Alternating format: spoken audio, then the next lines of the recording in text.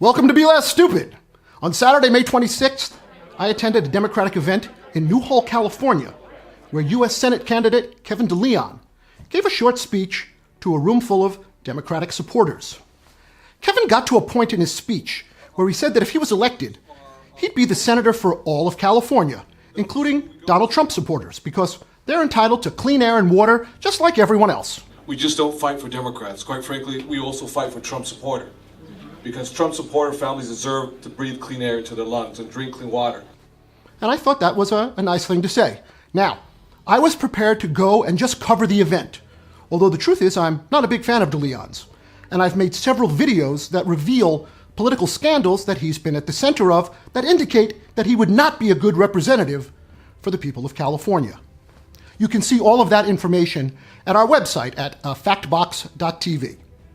Anyway, so Kevin says the thing about clean air. As Trump supporter families deserve to breathe clean air into their lungs and drink clean water. And well, I just couldn't help myself because there's a story that I know about, a big story. It's gotten just a little bit of coverage, but not very much. So I interrupted Kevin. I asked him if clean air was so important to him, why did he take so much money from Chevron, one of California's worst polluters? Anyway, it did not go well. Trump supporters' children deserve an opportunity to go on to higher education. Would you take a question, Kevin? Would you just take one question? Listen, my friend, you're breaking it. You're No, kind of messing up the vibe. I know, just one question. You said about clean air, and I just wanted to know, in 2012, there was a huge fire in Richmond put on by Chevron. Chevron had a huge fire, and yet you've taken $8,000 in donations from Chevron and $25,000 from them to put on your inauguration at the Disney. And so what I want to know... Sorry, this is inappropriate. Right? No, it's not. It's inappropriate. No, it's not. You could wait until the end. This is inappropriate. I just want to know... Let's take a breather. Let's Our relax. guests Hold on. It's politics. I can ask him a question. We're not taking any questions This is a today. grand opening, and it's not a Q&A. We're not Excuse taking me. No, I just want to know it. Dave, please just sit down. Let's just relax. Oh, my goodness. Please relax. Fuck yourself. Stop. So, No, please what stop. we're going to do is just, I Democrats, just we're going to wanna know stay if united that in this answer- Please room. stop. This is our event, and it's not a Q&A. We're going to stay You united got as no one. vote. He's here as our guest. And I want to make sure that I hear... Okay, in 2012, a Chevron oil refinery in Richmond, California exploded. A huge fire, a huge explosion, a huge amount of chemicals were released into the air.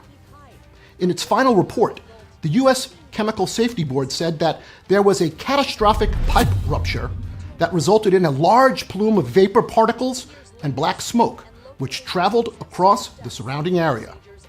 In the weeks that followed the incident, approximately 15,000 people from the surrounding communities needed medical treatment for breathing problems, for chest pain, for shortness of breath, sore throat, and headaches due to the dangerous amount of toxic smoke now in the air.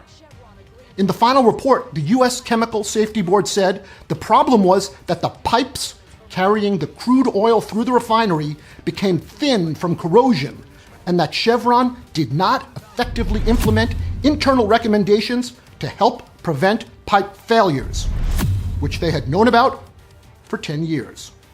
The EPA said Chevron repeatedly failed to follow its own practices, plans, and recommendations to limit the danger of such an environmental calamity.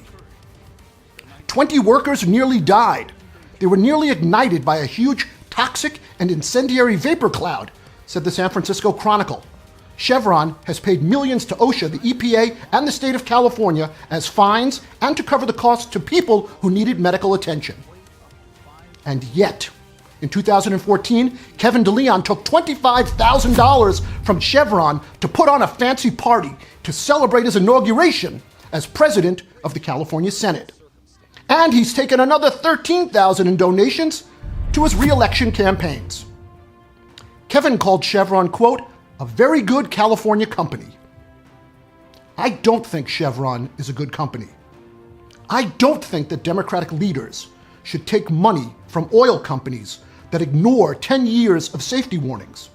I don't think politicians should take money from a company that nearly kills employees and injures thousands.